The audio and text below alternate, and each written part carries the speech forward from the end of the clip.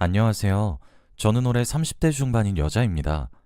지금 직장을 다니면서 평범하게 살아가고 있고, 결혼은 아직 안 했어요. 간절함이 없기도 하고, 아직 마음에 드는 사람을 못 만났습니다. 제가 이렇게 일상생활을 다시 시작한 것도 얼마 되지 않았는데요. 불과 몇 년 전까지만 해도 하루하루를 살아가는 게 버거울 정도로 사는 게 힘들었습니다. 하지만 시간이 약이라는 말이 괜히 있는 게 아니더라고요. 지금 생각해도 그 시간을 어떻게 보냈나 싶습니다. 다들 저의 이야기를 들으시면 깜짝 놀라실 거예요. 저는 어렸을 때 화목한 집안에서 자랐습니다. 부모님은 공부를 강요하지 않으셨고 늘 제가 하고 싶은 거 다 하게 해주셨어요.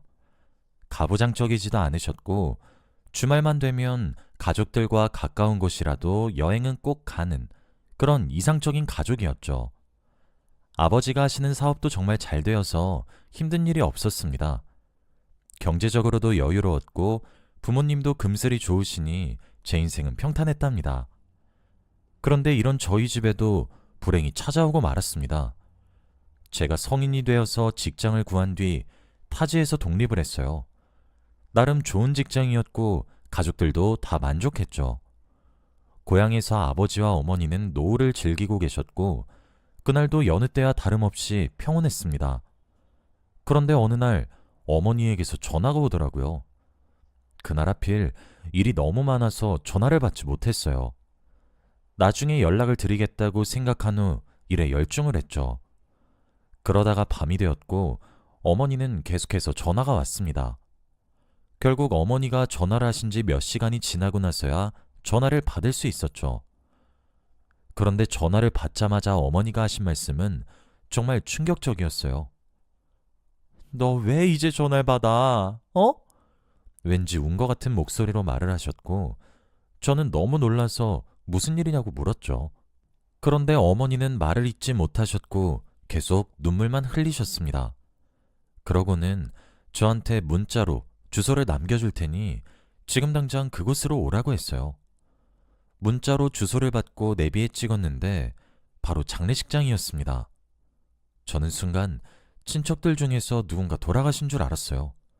그래서 최대한 빨리 장례식장으로 달려갔는데 영정사진에 있는 사람은 바로 저희 아버지였습니다. 어머니는 상주복을 입고 저를 보자마자 엉엉 우셨고 저는 상황 파악이 되지 않았어요. 도대체 어떻게 된 상황이냐고 묻고 따지니 어머니는 그제서야 말해주셨습니다. 저에게는 말을 하지 못했던 아버지의 비밀을 말이죠. 바로 아버지가 위암이셨다고 해요. 일부러 제가 걱정만 할까봐 어머니만 알고 계셨다고 합니다. 주기적으로 병원도 가고 했는데 이렇게 빨리 전이가 될 줄은 몰랐다고 해요. 병원에서도 아직 살 날이 많이 남았다고 했는데 갑작스레 세상을 떠나셨대요. 저에게 아버지가 아프다는 소식을 전할 참이었는데 뭐가 그리 급하셨는지 하필 그쯤에 아버지가 쓰러지셨다고 합니다. 결국 응급실에 갔지만 이미 세상을 뜨신 후였다고 해요. 저는 어머니의 말을 듣고 정신이 혼미해졌습니다. 제가 조금만 더 고향에 자주 내려가서 얼굴도 뵙고 전화도 드렸으면 알 수 있었던 사실을 이제야 알았으니 말이죠. 저는 딸이라고 할 자격도 없었습니다. 아버지의 시신은 정말 말라 있었어요. 제 기억의 아버지와 너무 달랐습니다. 아버지에게 관심이 조금만 있었다면 아버지가 돌아가지 않으셨을 거라고 생각했죠. 엄청난 죄책감이 들었고 아버지에게 죄송한 마음 뿐이었습니다. 저희 집은 그날부터 불행의 연속이 시작되었어요. 저와 어머니는 예상치 못한 아버지의 죽음을 받아들이지 못했습니다. 둘 다 너무 힘들어했어요. 하지만 저는 이제 어머니를 혼자 남겨둘 수는 없었습니다. 아버지 없이 혼자 계실 어머니가 너무 걱정이 되었고 아버지가 돌아가시고 나니까 어머니에게 잘해드려야겠다는 생각이 들더라고요. 그래서 정말 지극정성으로 모셨습니다. 연락도 자주 드리고 고향에도 주말마다 방문하면서 어머니의 말동무가 되어드렸죠. 처음보다 어머니가 우울해하시는 것이 많이 줄어들긴 했지만 그래도 어머니의 빈자리는 채워드릴 수 없었습니다. 딸로서 최선을 다했지만 결국에는 어머니 옆자리가 비어 있으니까요. 그렇게 한 달, 두 달이 지났고 어머니는 점점 나아지는 것 같았어요. 제가 고향에 자주 방문해서 말동무도 해드리고 같이 여행도 다니면서 그런 줄 알았어요. 그런데 어머니가 나아지신 것이 저 덕분이 아니었습니다. 제가 주말에 방문한 어느 날 모르는 남자가 어머니 집에 있더라고요. 처음 보는 사람이었는데 어머니가 소개시켜 주었습니다. 그 사람은 바로 어머니가 만나고 있다는 남자였어요. 그날 저는 엄청나게 놀랐어요. 만난 지 조금 됐다고 했고 어머니가 힘들 때마다 옆에서 위로도 많이 해주셨다고 하더라고요. 그 남자 덕분에 상처를 치유할 수 있었다고 합니다. 저는 너무 충격적이었고 할 말을 잃었어요. 솔직히 저는 아직 아버지를 보내지 못했어요. 그런데 아내인 어머니는 아버지가 돌아가신 지 얼마 되지도 않았는데 금세 다른 남자를 만난다고 하니까 이해가 되지 않더라고요. 그리고 옆에서 지켜본 그 남자는 제 마음에 들지 않았습니다. 어머니보다 나이도 어린 사람이었는데 약간 챙김받는 스타일이시더라고요. 저희 어머니가 밥도 해주고 용돈도 주고 그랬습니다. 저는 어머니를 감싸주는 듬직한 사람을 만났으면 했는데 어머니가 챙겨줘야 하는 사람을 만나니까 마음에 들지 않았어요. 그래서 그 남자를 환영해주지는 못했습니다. 그리고 굳이 왜 저희 어머니와 사귀는지 이해가 되지 않았어요. 저희 어머니는 결혼까지 했던 여자고 자식까지 있습니다. 어머니가 또래분들에 비해 아이를 빨리 낳으셔서 많이 젊은 편이긴 하지만 그래도 40대 후반이셨고 그 남자는 나이가 많이 어려서 더 좋은 여자를 만날 수 있을 것 같았어요. 그때 제 머릿속에는 오로지 돈밖에 없었습니다. 어머니가 아버지가 돌아가신 후 유산을 많이 받았어요. 그래서 그걸 노리고 저희 어머니를 이용하는 건 아닐까 싶었어요. 인상도 좋지 않았고 계속 어머니한테 용돈을 타서 쓰는 것도 거슬렸습니다. 그런데 제가 그 사람이 마음에 들지 않는 건 아무 상관없었어요. 어머니가 그 남자한테 아주 푹 빠지셨습니다. 하루 종일 싱글벙글 웃고 다녔거든요. 이렇게까지 좋아하시는 걸 보니 제가 선뜻 헤어지라고 말을 할 순 없었습니다. 그런데 그날 어머니와 그 남자분은 정말 충격적인 소식을 전하셨어요. 바로 두 분이서 결혼을 한다고 했습니다.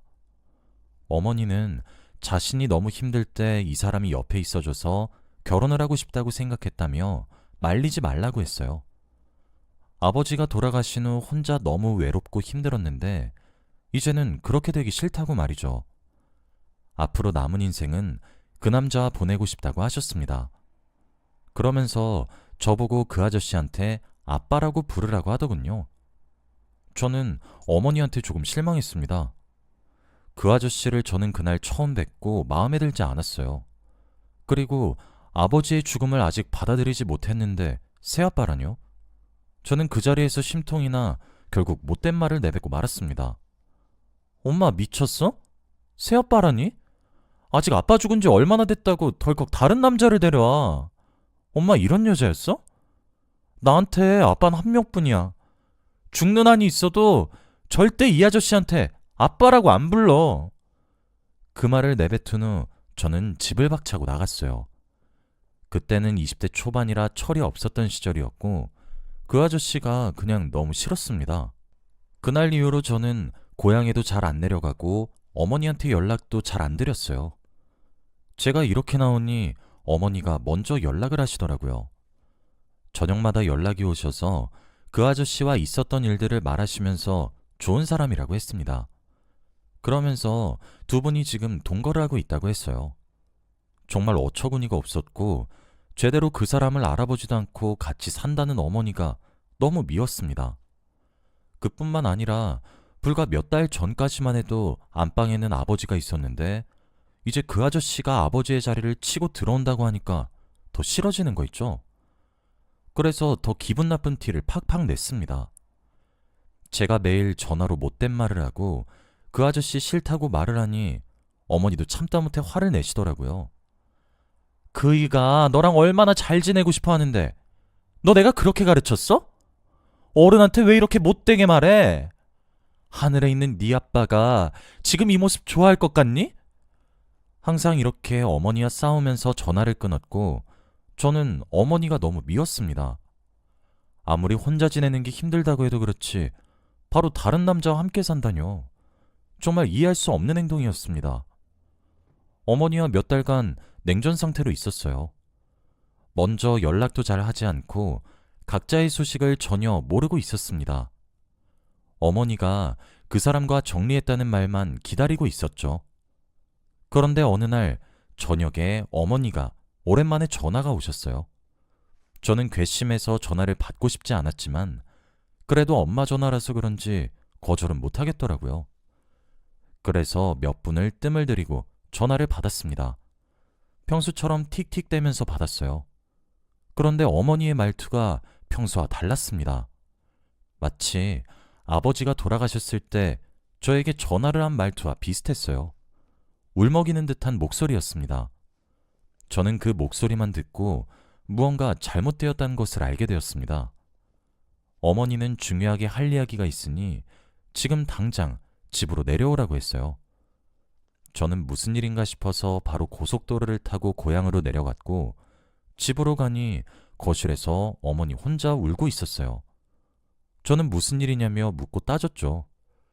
집에는 그 아저씨 물건이 모두 없었고 저는 대충 예상을 할 수 있었습니다. 단순히 두 분이 헤어져서 어머니가 우시는 줄 알았어요. 그런데 어머니는 저에게 충격적인 말을 해주셨습니다. 바로 유산을 했다는 내용이었어요. 어머니가 40대 후반의 나이에 기적적으로 임신을 했다고 합니다. 당연히 그 남자아이였고 어머니는 당연히 낳으려고 했대요. 하지만 임신 소식을 그 남자한테 알렸더니 엄청난 말을 했다고 합니다. 바로 자신이 유부남이라고 밝혔대요. 어머니는 그 자리에서 충격을 받았고 손이 벌벌 떨렸다고 합니다. 그 남자는 주말마다 어디론가 갔었는데 그게 자기 집으로 간 거였대요. 항상 골프를 치러 간다고 했었는데 알고 보니 기러기 부부여서 자기 가족들 집으로 갔다고 합니다. 어머님은 유부남인 줄 모르고 만났고 임신했다고 하니 유부남이라고 밝힌 거죠. 그리고 그 남자는 내 아인 맞는 거지? 라는 무책임한 말을 했다고 합니다. 어머니는 그 말에 정이 다 떨어졌고 할 말을 잃었다고 해요. 그래서 DNA 검사를 해서 결과지를 보여줬더니 조작된 거 아니냐고 했답니다. 어머니는 혼자서라도 낳아 기르겠다고 하니 그 남자는 돈이 없어서 양육비를 못 준다고 했대요. 이미 가정이 있는 몸이고 자식까지 있어서 아이한테 줄 돈이 없다고 합니다. 어머니는 그런 천하의 쓰레기를 만났다는 거에 너무 충격을 받았고 하루 종일 울었다고 해요. 그 남자는 아무 일 없다는 듯이 원래 집으로 돌아가서 잘 살고 있다고 합니다. 어머니는 결국 유산을 했고 자신이 아이를 죽였다는 생각에 죄책감에 시달리고 있었어요. 저는 어머니의 말을 다 듣고 손이 바르르 떨리면서 식은땀이 났습니다. 그날 살면서 그렇게 화나본 적은 처음인 것 같아요. 정말 지금 당장이라도 찾아가서 때려 죽이고 싶은 마음이었습니다. 제가 찾아가겠다고 어머니한테 화를 내니 어머니가 저를 막더라고요. 그런 쓰레기는 상종도 하면 안 된다고 했고 어머니는 지금 아이를 유산한 슬픔이 더 크대요. 그래서 그 사람 생각은 하나도 안 난다고 합니다. 저는 그날 어머니 옆에서 눈물을 꾹 참았어요. 어머니가 너무 안타깝고 그 남자한테 너무 화가 나서 눈물이 나더라고요. 그런데 어머니는 저한테 있었던 일들을 다 털어놓으니 마음이 더 사무친 것 같았습니다. 그날 이후로 더 힘들어 하셨거든요. 제가 월차를 내고 며칠 동안 고향에서 어머니 옆에 있어드렸는데 어머니는 나아지지 않았습니다. 오히려 더 힘들어 하셨고 TV에서 아기가 나오기만 해도 우셨어요. 정말 옆에서 보고 있는데 제가 다 힘들 지경이었습니다. 그래서 결국 병원에 가서 검사도 받아봤는데 우울증이라고 했어요. 지금 어머니가 너무 힘들다고 했고 어머니 꿈에서 아이 울음소리도 나온다고 합니다. 그 말을 의사 선생님한테 듣는데 정말 충격적이더라고요. 상담 과정에서 어머니가 그동안 얼마나 힘들었는지 의사 선생님께 말한 모양이에요. 그래서 제가 알지 못한 내용들을 많이 듣게 되었는데 어머니는 정말 상상 이상으로 아팠습니다. 그 말을 듣는데 가슴이 쿵 하고 내려앉더라고요. 순간 아버지 이후로 어머니까지 잃을까봐 정말 두려웠어요. 그 아저씨가 너무 원망스러웠고 제발 불행하기를 기도했죠. 어디서 뭐라고 사는지 불행한지 궁금해서 제가 뒷조사를 했어요. 그런데 정말 행복하게 가족들과 잘 살고 있는 게 아니겠습니까? 가족들은 그 남자의 추악한 뒷면을 모른 채 살고 있었고 아들까지 있는 쓰레기였어요. 그 사람한테 어떻게 복수를 해야 할까 고민하며 이를 갈고 있었죠. 지금 저희 어머니는 하루하루 살아가기 힘드실 정도로 버티고 계시는데 그 쓰레기는 잘 살고 있다는 소식을 들으니 화가 미친 듯이 났습니다. 의사 선생님도 항상 저희 어머니를 예의주시해야 한다며 지금 위태위태한 상태라고 했어요. 그런데 결국 어머니가 극단적인 선택을 하고 말았습니다. 하필 제가 없는 밤에 시도를 하셨고 저는 그렇게 어머니를 보내드려야 했죠. 제가 옆에서 해준 것도 없어서 너무 죄책감이 많이 들었습니다. 도저히 이대로 가만히 있을 수 없었어요. 그런데 더 놀라운 건 그 아저씨는 저희 어머니 장례식장에 오셨습니다. 상주복을 입고 있는 제 앞에 섰죠. 그러면서 슬픈 척을 하는데 정말 미치겠더라고요. 그뿐만이 아니었어요. 그 사람 옆에는 아내로 보이는 여자와 아들로 보이는 남자아이까지 있었습니다. 아내한테는 지인이 돌아가셨다는 말을 하고 온 것 같더라고요. 저한테 아무렇지 않게 절을 하는데 얼척이 없었습니다. 그래서 사람들 다 보는 앞에서 뺨을 때려버렸어요. 한 번도 누군가의 뺨을 때린 적이 없었는데 그날 처음으로 사람의 뺨을 때려봤습니다. 그 남자는 자신이 잘못했다는 걸 아는지 묵묵히 있었고 옆에서 아내와 아들이 더 난리였어요.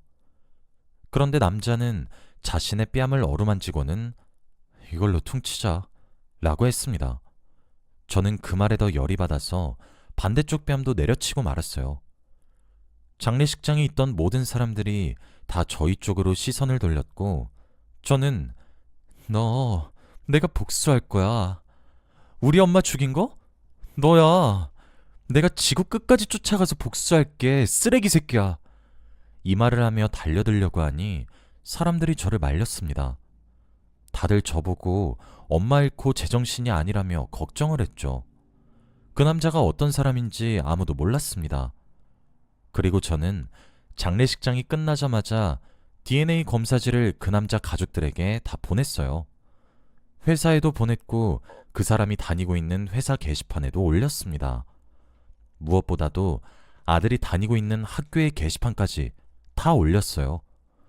정말 아이들한테는 영향이 안 가게 하고 싶었는데 도저히 안 되겠더라고요. 그리고 저희 어머니와 있었던 일을 토시 하나 빼놓지 않고 다 설명했습니다.